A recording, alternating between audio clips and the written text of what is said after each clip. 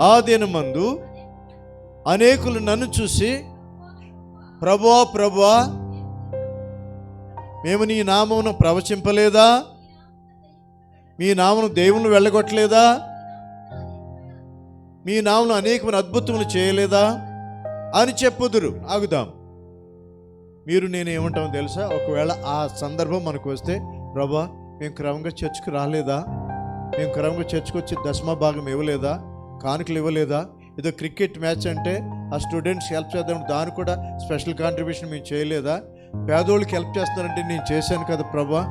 మరి రకరకాలైనటువంటి మనం చేసిన క్రియలన్నీ జ్ఞాపకం వస్తాయి.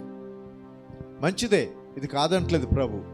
కానీ ప్రభువా ప్రభుని పిలిస్తే పరలోక రాజ్యంలో ప్రవేశం లేదంట. మరి ఎవరికి ప్రవేశం? ఆయన తండ్రి చిత్త ప్రకారం చేసు, అంటే దేవుని మాట ప్రకారం చేసేవాడికే ప్రవేశము